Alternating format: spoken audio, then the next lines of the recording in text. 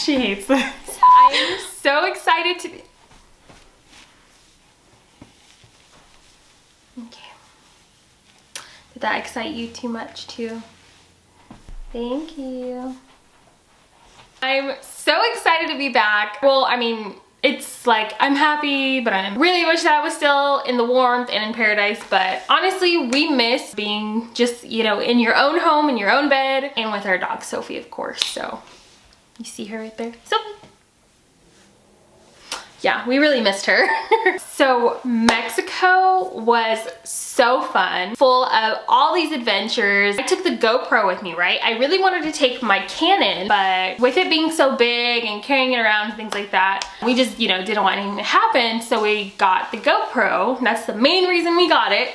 So when we're like traveling along or whatever, I could just bring that because it's just this tiny little cube. Like it fits in my purse. I usually wear fanny packs like everywhere I go. Like I'm on vacation, unless I'm trying to be cute and going to dinner. But if not, I just wear fanny packs because it's really easy and just like, you know, zoop, zoop. And it fit in there. I uploaded the GoPro footage yesterday and I am so shocked on how good that quality is. Like, I know the GoPro had really good quality, but like seeing it, I was like, holy crap. It did really, really good. Really exceeded my expectations. And we got it on sale at Costco because Costco's amazing.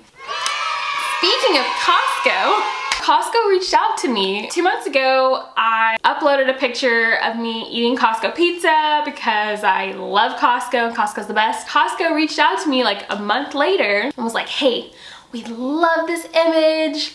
We would love to use it on our page for advertising, etc., etc. And I was like, ah!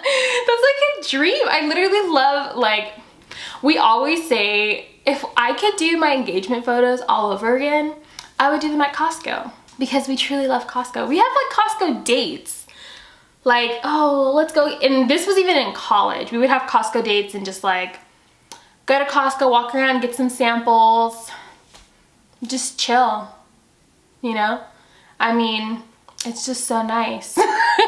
It's so relaxing. I just love Costco. Good God. Anyways, yeah, but that was super exciting. But back to Mexico. Okay, so really, really fun, but also very tiring. Transportation is like a really big thing. That was pretty difficult, especially because we both don't speak Spanish, but we made it work. I mean, hey, we got around one way or another. Here is my ranking of the 5 cities we visited in Mexico. So if you follow me on Instagram or TikTok, you already know what number 5 is probably going to be. So number 5 for me is Tulum. So I have to say, you know, Tulum was great, but I think everyone in their mind has this image of Tulum when people were going at the end of 2020 or in 2021, because in 2022 these companies aren't really they don't believe in pandemic pricing anymore. Let's just say that there's no pandemic prices anymore, guys. Okay, this is real life prices now. For comparison, I saw a YouTube video where this girl stayed at the Selena hotel in Tulum. If you're not familiar with the Selena hotel, it is a hotel slash hostel, and we stayed there at Isla Mujeres, and it was gorgeous. We stayed at like a cute little teepee hut. It was super cute. So I believe this girl had a private bedroom with private bath, and I don't know if this was in 2020 or 2021, but she paid around $50 to $60 a night for that room. I looked how much that room would cost today during our trip, and that exact same hotel room was $226 a night. So unless you have money to dish out $200 plus a night on a hotel, that's not all inclusive. Let me just say that, okay? There's some places that are $220 that are all inclusive, and that's not bad. Food, drink, blah, blah, blah. That's cool. That's great. $220? Hell yeah. Okay, cool, because everything's included. That was not included.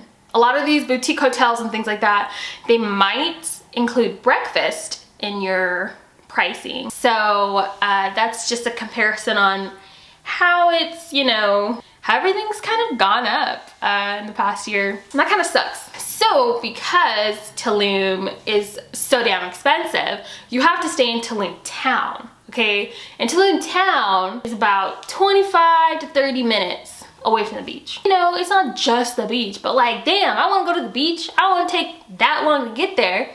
So when everyone's at Tulum, they're riding bikes, right? So I was like, oh, let's go find some bikes, blah, blah, blah. Where our hotel had bikes. And I was like, great, this is cool.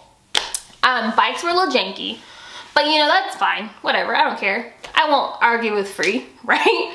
But then my chain kept coming off about every 10 minutes when you are driving on this like back road highway with all the other cars, buses, ATVs, all that kind of stuff, and you're having to like already ride on like the very, very edge, praying to God that someone doesn't just like hit you and run you over. They're pretty good there with the cyclists and things like that, but like I'm just even thinking of a mirror. Like if you're driving so fast and that mirror hits me, like I'm just, I'm out, you know? So that's what I was thinking of the whole time. And thankfully, when my bike was acting up, it's almost like it knew exactly when to act up because there was always like a divot in the road. That was really helpful. Our hotel guy told us that it was probably like, and okay, also his English wasn't the best, but we were conversating, I would say pretty well. And I was like, hey, like, can we bike to the beach? Like, is it not? And he was like, yeah. And we were like, yeah, like it's not. And he's like, yeah. 20 minutes. And we're like, oh, okay. I mean, that's not bad. 20-minute bike ride. Like, okay, cool. It took us 45 minutes to get there. Plus, there were uphills, okay?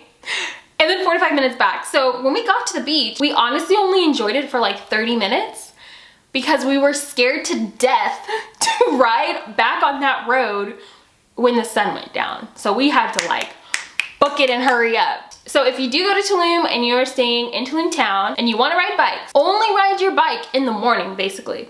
Ride it down there in the morning so you can spend, you know, a good majority of your day and then bike back before the sun goes down. Because you do not, please do not ride on that road like after dark. There's no street lights or anything, okay guys? Like, it's pretty dangerous, okay? Just be mindful of that. But anyways, okay, enough about Tulum.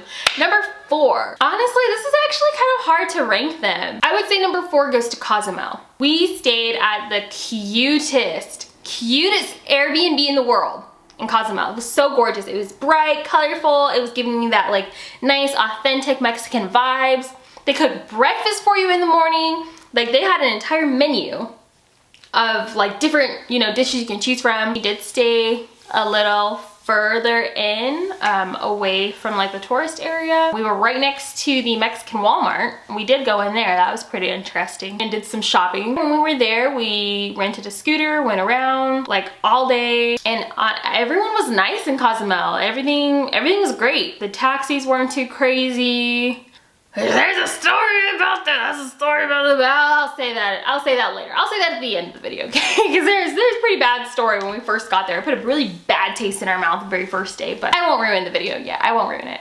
Cozumel was great, okay? Just because you're number 4 doesn't mean you're really 4th place. Number 3, Isla Mujeres. I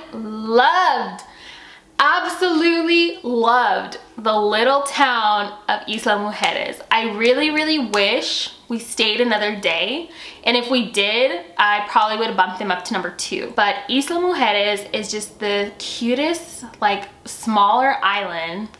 It has gorgeous clear blue water. Our hotel was like a short, maybe 10 minutes, probably like an 8-minute walk to the beach. It was just like straight down. We rented golf carts there. We rode around the entire island. We got some really great breakfast at this place called Mangoes. And I don't know if he was the owner or the manager. He talks a lot and he was really nice. He was great, and you guys will see him in that next video. We loved it. Beautiful sunsets. Everyone in the town was so nice. So this is the first night in Mexico, right? We weren't sure the feel of everything, like price-wise for food. Because really when you're going somewhere, especially in other countries, you're trying to get more bang for your buck. So at the first restaurant we stayed at, we kind of calculated it, and we realized that this was just like an average dinner in America, like price-wise. And we were like, well, actually I shouldn't say average dinner. I should say like nice, like ish average dinner, you know? Like I think the total was about $50. So we were like, it's kind of expensive, you know, because you expect, especially in Mexico, where our dollar is worth more, that we're paying like, you know, a little less. Later, we went a little more down, like away from the tourist stuff, and then so that's where we got like the tacos for like 18 pesos and all that kind of stuff. You just gotta kind of stay away from the tourist area because they will upcharge you. Like, I don't even think I paid $10 for guac here. So things like that, it just doesn't make sense. Number 2 is Playa del Carmen. Easily number 2. I absolutely loved Playa del Carmen. We stayed at a super cute little hotel. I think it was only like $45 a night. It was gorgeous. It was a short 10-minute walk to the beach. We had all these like restaurants, and then on this strip kind of going down, we had a lot of local like little trucks and stands, a little fruit stand, like all these places. It was so good. Our very first day when we dropped off our bags, we went to this little taco truck. They're like, oh, do you want to eat here? We're like, sure. So we just sat down and they're like, you know, cooking all of our stuff. I got this ridiculously huge quesadilla, and Russell got this torta that was like the size of my head. I wasn't at his head. My head's bigger, so the size of my head. And I think total, shoot, honestly, we probably paid like $7 total for that. And I mean, they had everything to add on and stuff. We got some really good fresh like mango. It wasn't necessarily an agua fresca. It wasn't like mango water, but it was, I don't know, like mango juice, I think. Not necessarily water, but it was like mango juice. And that was so good. It was like super fresh, like you can just taste it, you know? And I was like, damn, this is good. And that was only like $2, I think. It was like 40 pesos. Playa del Carmen was really cool. We loved it. I didn't know this, but I guess they say Playa del Carmen's like a mini Vegas because the strip just like keeps going and going. And me and Russell walked almost the entire strip, past all the clubs, past the mall, past this, past that. Like, we went really far down. We could see what was next, and it just seemed like it was getting like quieter and quieter with like little restaurants. So we were like, okay, we're good here. And then we turned back around. And we would just stop by like 7-Eleven and just get drinks because that's way cheaper. We're all about budgeting, you know? So we just got drinks at 7-Eleven, and then we're just walking down with our drinks. Because on the strip, it is also like a lot more expensive because it's very touristy. So the margaritas are pretty up there. So what we would do is we went to this like bar slash club a little more inland, closer to our hotel, and you could tell like it was majority like all locals there, and all the drinks were hella cheap. Russell got this michelada that was like, no joke, probably this big, and it was only 90 pesos. What is that? Public math, I can't do it. And then the margarita, where like on the strip, margaritas were like $2.50, maybe something around there. Here, my margarita was only 100. We did a lot of local stuff. We kind of ate more where locals were eating. We drank more where locals were drinking, just things like that. And I think that gives you more of an authentic experience rather than just like staying at a resort. Oh my gosh. When I said resort, I just realized that there were 6 places. We stayed also in Cancun, but we stayed at a resort. So just kidding, Tulum. I would actually put Cancun as dead last, only because we stayed at a resort. If you are, maybe I would say going with a big group of like family that has like children, I think a resort is probably the best way to go. Because food, drinks, you know, you kind of just have everything there. And they have little activities for you there. They have like this cute like superhero, super villain princess show going on, and all these little kids have their little princess dresses on, and that was really cute. But like the food, wasn't really. The drinks were amazing, okay? I was like, what, keep them coming, because we wanted to be bougie for our last day. Me personally, I was so happy that we stayed more in local areas and doing things like that rather than staying at a resort like we had originally planned, Because this was just a lot more fun, honestly. We're like, well, aren't resorts more safe? I literally did not have a problem walking around Mexico at all. Like, without really, you know, not even speaking Spanish like that. It was fine. We were walking around at night.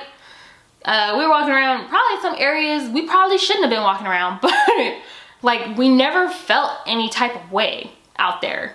Like, not at all. And I mean, I'm sure maybe that's different from what parts of the country that you're in, but where we were wasn't none bad to me. I was fine. Just depends on you, I guess. You know, if you're not that comfortable, stay at a resort. We walked outside and we saw these people walking off with these big old hamburgers, and we were like, oh my gosh. Did I say hamburgers? Hamburgers. That was weird, sorry. But we were like, oh my gosh, we've made it back to America, you know? And we got a burger because we hadn't eaten burger in like 2 weeks. So, and it was good. That burger was good. But like everything else, like the dinner, meh. Breakfast, the breakfast wasn't too bad. Breakfast was pretty good. But the dinner wasn't that good. But the drinks were fire. Damn, I really forgot all about Cancun. That's kind of crazy. So Tulum, I guess you aren't really the worst, because it goes to Cancun. And for number one, of course, we have Valladolid. As soon as we got there, we knew it was going to be our favorite place that we had visited. It was so cute, this town. It was super, super colorful. Walking from the ADO bus station to our hotel was not that far. It was probably about a 10-minute walk, maybe 11 minutes. It was just so nice. And I'll tell you, the police there do not play. They do not play. When me and Russell were sitting down getting lunch, we heard them pull over at least like 4 people as we were sitting down. They're really big on parking there. So if you do go there and you have a car or a scooter or anything like that, just be mindful because they are on the hunt. On the freaking hunt. In that town, every night at 9:30 p.m. is the one in English. I'm not sure what time the Spanish one starts. Maybe at 8:30. Okay, so it's called Convent de San Bernardino de Siena. Wasn't that far of a walk. We walked, I think, maybe 10 minutes from our hotel. Again, I felt super safe the entire time. And at the convent, they give this huge light show. It's so cool, like on the convent itself. And it just talks about all the history of the town and the invasions and this and that. Like, this town has been through a lot. It's not that touristy, I would say, yet. So because of that, the town is really, really cheap. It's very, very affordable. The hotel we stayed at was super cute. I think it was $35, $40 a night. And it was just really, really nice. Like, we absolutely loved that town. Definitely, I would say add Valladolid to your list. You can take the ADO bus to Chichen Itza, and that's what we did. And while we were there, we took a taxi to Cenote Kiel, because it's only a 3-minute drive down the road. Swimming in there for a little bit, enjoying the day, and then we came back to Chichen Itza so we can catch our bus to go back to Valladolid. It was a really great time, and I'm super, super excited to finally upload all the videos to show you guys. Thank you so much for all the positive energy and feedback that I've been getting so far on my channel. I really, really appreciate it. I cannot wait to show you guys. I hope you love it. Stay tuned for the next video. I will be talking about Cozumel and Isla Mujeres together, I think. Oh, see, I almost forgot to tell you guys what happened. Because I said I was gonna save it for the end of the video, right? Okay, so I've been to Mexico before, like pre-Air Force, so probably like 7, 8 years ago, honestly, with family. My mom was dealing with everything, you know, parents were doing that, so I didn't really know what was going on. So I wasn't involved in the planning and the, you know, the money making, like things like that. But now that I'm adult, you know, you really pay attention to things more like that. So we got off and okay. Please, please, please do your research because we did not, like we did, but we didn't at the same time. That's kind of hard to really describe, but we did and we did. We were prepared, but we also weren't prepared. And this is a big example of how we were not prepared. So we took a taxi from the airport to the ferry station to go to Isla Mujeres. So, and it was like $75 to take us 20 minutes to the ferry station. I said, boy, I I pay less on Uber in San Francisco. Like, what do you mean $75 to drive me 25 minutes away? You crazy. And pro tip, it is always cheaper if you pay in pesos rather than US dollars. Always. And always haggle the taxi drivers. They more than likely will give you like the lower price that you're trying to get to. So just keep going low, keep going low. Never settle until you're like, oh, okay, when you're comfortable with that deal, then accept it. If not, don't. Walk away. Get someone else. More than likely, he'll come back and be like, okay, wait, I can do this, you know? So first it was 75. And I was like, we're not paying that. And then we keep walking, we're looking around, he was like, okay, what if I do? And we're like, well, what if we pay in pesos? And he was like, okay, well, I can do 1,000 pesos. And I said, no. And he's like, well, okay, 900 or whatever. And I said 800. I was like, okay. Which 800 is still way too damn much for a 25 minute drive. We just were like, we need to get to the ferry. So, I mean, we have to pay something, I don't know. So really that was, I think, about 45 US dollars. So I mean, it's not that bad. I mean, not bad than the original price, but it still is not cheap. So he hooks us up with this driver. He seems super cool. Really nice guy, we're all talking, you know, blah, blah, blah. He takes us to the bank to exchange some cash.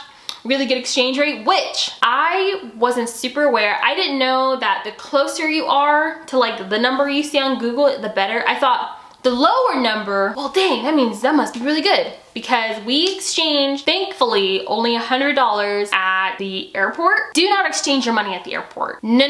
It's a horrible exchange rate. We got it for $18.45, I think, at the airport. So bad. We thought that was good because I didn't know how it worked. So you want to be as close to 20.40 as possible. So when we went to the bank, it was $19.45. That is way better than at the other bank. Like, we literally lost, I don't even know how many dollars. That one was way better. And that was honestly, I think, the best one that we saw the entire trip. And so we get to the ferry station. We're like, okay, thank you so much, blah, blah, blah. And then, I mean, we don't really know how tipping works or like what even is a good tip. So Russell gave him 50 pesos. And he was like, oh. You know, so first we didn't really understand, and we're like, are you not supposed to tip here? Like, is it rude to tip here? We didn't really know, and we're kind of confused. I'm getting my bag, and the guy goes, there's nothing. And we're like, what? And he goes, there's nothing, no, 150 minimum. And we're like, what? Like, are you? He's like, no, 50, that's nothing, 150 minimum. And Russell's smart, okay? Because I would have been like, we're not you know, but we didn't even have all of our bags out of the car. So Russell kept quiet and he got the other bags first before we kept discussing, because this fool really acted like he was just gonna drive off with our bags. Like, he was so like, no, you better give me my money, that he would have probably left with our bags. Yeah. So Russell didn't say anything until he grabbed all of our luggage out of the car. And then, I mean, literally we were just shocked. We just didn't really understand what was going on or like what to do. And so Russell was like, okay. And so he gives him 100. And this guy literally was like, really? 100? Really? You can't do? And Russell was like, we don't have to tip you. Like, tipping is a courtesy, okay? Literally, we do not have to tip you. And this guy is just like, he gets so upset with us. And we're like, you know, like, no, like, I mean, honestly, we shouldn't even give him 100. Once he started acting like that, we should have just been like, we're not giving you anything. Sorry. Like, bye. Because he was being rude as hell. This dude was such an asshole. And then we're walking away, and then he goes, this is my country, and you just come over, and he like, I don't remember exactly what he was saying. We just remember that he just kept yelling, this is my country, and you blah, blah, blah. And we were just like, and this is in front of the ferry station. Like, everyone is staring, like, and we were like, what the hell is this man's problem? Like, he acted like he was literally about to fight us. Like, he was so ready to square up and then steal our bags and run off. Like, that's how he acted. So that was ridiculous. I wish I had the exact name of that taxi service. I'm sure I do, and when I find my receipts around in one of the next videos, I will show and I will say, do not use their taxi services, because that man was so rude. And I was, you know, we were really like, we were hurt. We were hurt for our first day on vacation. That was so sad. That was like our first interaction on vacation, and that's how it went. We were like, what the hell? Like, it really did put us in a stank mood for the rest of the day. Actually, I shouldn't say for the rest of the day. We were pretty good by dinner. But for the first like good 3 hours on the island, we were not in a good mood. So, you know, first impressions, right? That was a really, really bad one. But, so when I asked my friends that either visit Mexico very often or was just in Mexico, and I was like, hey, like, what's a pretty decent like tip for taxis? My friend goes, 20. I said, are you kidding me? Because, and then I told her the situation. She was like, oh my gosh, like, I am so sorry that happened. Like, that, usually taxi drivers are super nice. Like, that guy was just a douchebag. Like, that shouldn't have happened, blah, blah, blah. And then she told me, like, 20, that's the normal, like, you know, decent tip. 50 is a good tip. 100 is a really good tip. 150 is like, that's a crazy good tip. So the fact that he was really tripping over 100, I was like, wow. But when she said, you know, and let me know, like, kind of how tipping goes, it made us, you know, feel better, that, because we thought like, whoa, like, is that being disrespectful? Like, we don't want to be disrespectful, you know, especially, you know, it's not our country. Like, and that's, you know, you have to be really mindful, because I saw some people really acting up at the ADO bus station, at some cenotes not wanting to put a life jacket on. Like, you need to be mindful that you are a guest in someone else's country, okay? They did not have to open their borders for you to come and stay there and vacation. So don't be rude to the security guards telling you to put hand sanitizer on. Don't be rude to the people that are letting you know the rules, putting your damn life jacket on. Like, just listen. Listen to the rules.